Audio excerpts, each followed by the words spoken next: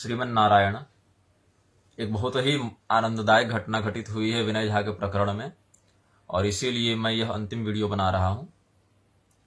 क्या है कि विनय झा ने अधिक होशियारी दिखाते हुए कहा कि मैंने उसके सॉफ्टवेयर से शास्त्र प्रमाण चुराए हैं। उसने कोई सॉफ्टवेयर बनाया है जिसके विषय में मुझे आज से पहले ज्ञात नहीं था। तो क्या हुआ, उस व्यक्ति ने लिखा कि महिषासुर शब्द मेरे सॉफ्टवेयर में सर्च करो तो सभी शास्त्रों की, वो बहुत सारे शास्त्रों की, पुराणों की और उक्तियां उदाहरण उसमें मिल जाएंगे। तो उसने महिषासुर का एक सैंपल स्क्रीनशॉट डाला अपने सॉफ्टवेयर से और यह सिद्ध करने का प्रयास किया कि हमने जो शास्त्र प्रमाण लिए हैं वो उसके सॉफ्टवेयर से चुराए हैं, न कि स्वतंत्र अध्ययन हमारा है। इसके बदले में मैंने ग्रंथों के मूल चित्र डाल दिए कमेंट में, यह कहते हुए कि देखो मैंने इस मूल ग्रंथ से लिया है। बहुत पुरानी पुरानी प्रतियां थी, उसका हमने स्क्रीनशॉट डाल दिया। ये फोटो मोबाइल का लेकर उससे ग्रंथ से, मूल ग्रंथ का फोटो डाल दिया। अर्थात मैंने सिद्ध किया कि मैंने तुम्हारे सॉफ्टवेयर से कुछ भी नहीं ग्रहण किया है। अब यदि हम यह मान लें उसकी बात कि सॉफ्टवेयर से भी लिया, तो विनय झा ने सॉफ्टवेयर का जो चित्र डाला था, उस सॉफ्टवेयर के चित्र में भी, स्क्रीनशॉट में भी वही सभी श्लोक थे जिन श्लोकों से यह सिद्ध होता है कि महिषासुर, रंभ का जो पुत्र महिषासुर था, वह भगवान शिव का अवतार था। तो विनय झा को मैं कहूंगा कि तुम मुझ पर आरोप लगाने आ गए हमारे दरवाजे तक, लेकिन अपना सॉफ्टवेयर जो स्क्रीनशॉट डाल रहे हो उसको नहीं पढ़ा तुमने कि उस सॉफ्टवेयर में क्या लिखा हुआ है महिषासुर के बारे में।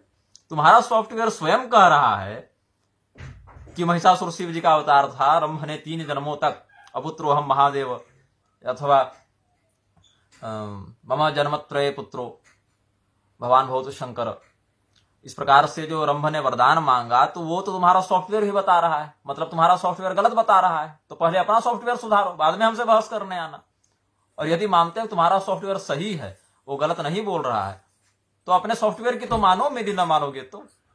लेकिन अगर हम कहेंगे कि महिषासुर शिव जी का अवतार है इन श्लोकों के आधार पर, तो कहोगे कि नहीं नहीं, ये तो बाद में लंपट पंडितों ने जोड़ दिए। तो तुम भी क्या लंपट पंडित थे जो अपने सॉफ्टवेयर में जोड़ दिए? अपने सॉफ्टवेयर में तो कम से कम प्रक्षिप्त अंशों को हटा देते तुम, जिसको प्रक्षिप्त मानते हो।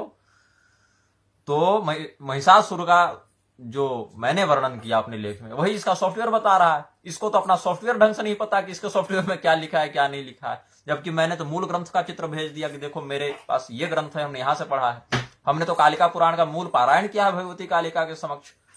तो यह व्यक्ति जो है, जब मेरे बातों का उत्तर न दे सका तो ब्लॉक कर गया ताकि इसकी और पोल ना खुले। ये व्यक्ति एक बार कहता है कि मैं इसके लेखों को चुराकर और प्रसिद्धि प्राप्त कर रहा हूं, मतलब मेरे ज्ञान का आधार इसके लेख हैं। मैंने अभी तक 25 ग्रंथ लिखे हैं। 25 ग्रंथों में तुम दिखाओ कि कौन सा अंश तुम्हारे लेख से चुराया गया है, यह सिद्ध करो। मैंने जितने प्रवचन दिए हैं, जिनके वीडियो उपलब्ध हैं, तुम बताओ कि कौन सा अंश तुम्हारे लेख से चुराकर हमने बताया, बोलो। मैं फेसबुक पर तुम्हारे लेख शेयर करता था, कॉपी पेस्ट करता था, लेकिन वो मैंने डायरी की तरह ही मैं प्रयोग करता हूं ताकि मैं आराम से उसको पढ़ सकूं, या खोजने पर उसका संदर्भ मिल सके, जब ताकि मैं खंडन कर सकूं। इसके लिए कोई समर्थन करने के लिए थोड़ी। तो मैं तो केवल डायरी के प्रयोग में करता था वो टाइमलाइन को, कि सारे लेख सुरक्षित रहेंगे तो पढ़ेंगे आराम से कि कौन व्यक्ति क्या लिख रहा है, किस लेखक या प्रोफेसर या चिंतक की क्या विचारधारा कहां जा रही है, ताकि मैं उसकी समीक्षा कर सकूं। इसके लिए मैं सारा प्रमाण एकत्र कर रहा हूं। मिलेगी तो हमारे घर में कुरान, बाइबल, गुरु ग्रंथ सब मिलेंगे, धम्मपद इत्यादि सब मिलेंगे। पढ़ेंगे तब तो सामने वाले के विचार को जानेंगे, तो खंडन अथवा समर्थन करेंगे। तो मैं तो रामभद्राचार्य का खंडन करने के लिए उसके ग्रंथ को मंगाया, रामभद्राचार्य के ग्रंथ को पढ़ा, तब तो मैंने खंडन किया ना। तो तुम्हारे लेखों को अगर मैं पढ़ रहा हूं, डाल रहा हूं, तो क्या मैं तुम्हारा भक्त बन गया? अपना सॉफ्टवेयर पढ़ लो भाई कम से कम, जहां स्वयं कह रहा है तुम्हारा सॉफ्टवेयर कि महिषासुर शिव जी का अवतार था, देखो ये श्लोक, ये श्लोक, ये श्लोक। तो हमें ब्लॉक करके कुछ नहीं होगा। तुम जितना मेरा निग्रह करने का प्रयास करोगे, स्वयं उतना ही फंसोगे, क्योंकि निग्रहाचार्य मैं हूं, तुम नहीं हो। तुम विनय झा हो, विनय का प्रदर्शन करो। अपने मिथिला की परंपरा का वर्षकृत्य तुम नहीं मान रहे हो भाई। क्या मैथिल हो तुम, जो अपनी परंपरा के इतने महान वर्षकृत्य ग्रंथ को नहीं प्रमाण मानता, अपनी परंपरा के विरुद्ध जा रहा है, मिथिला की परंपरा के विरुद्ध जा रहा है, और अपना सॉफ्टवेयर भी दिखा रहा है स्क्रीनशॉट मेरे विरोध में, उसमें भी मेरा ही समर्थन मिल जा रहा है। और जब उत्तर नहीं दे पाता तो ब्लॉक कर देता है। ये तो विनय झा की विद्वत्ता है। विनय झा ने स्पष्ट लिखा था कि कलयुग की देन है महर्षि शब्द। ये उपाधि जो है वो वेदों में कहीं नहीं मिलेगी। मैंने गोपथ से प्रमाण दे दिया, अथर्वपरिशिष्ट से प्रमाण दे दिया, अनेकानेक उपनिषदों से प्रमाण दे दिया। ये कैसा विद्वान है जो कहता है वेदों में कहीं नहीं है? अपना सॉफ्टवेयर भी देख लेता अगर उसमें वेद डाले हुए होंगे तो, कि मिल जाएगा कि नहीं मिल जाएगा प्रमाण।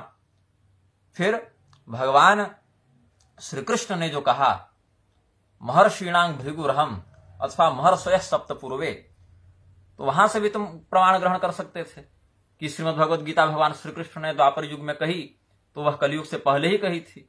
अनेक बृहद देवता में अगस्त मुनि के लिए 5वें अध्याय में देख लो, संभवतः शौनक जी ने महर्षि शब्द प्रयोग किया है।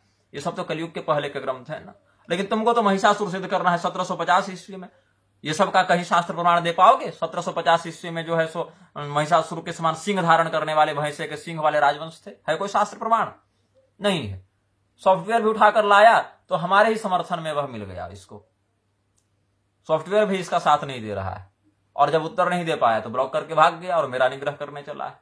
तो ऐसे धूर्तों से सावधान रहना चाहिए। जो क्या कहते हैं, क्या लिखते हैं, इसका कोई शास्त्र प्रमाण होता नहीं। कहीं का ईंट कुनबा जोड़कर कुछ भी सिद्ध कर देते हैं। श्रीमन नारायण।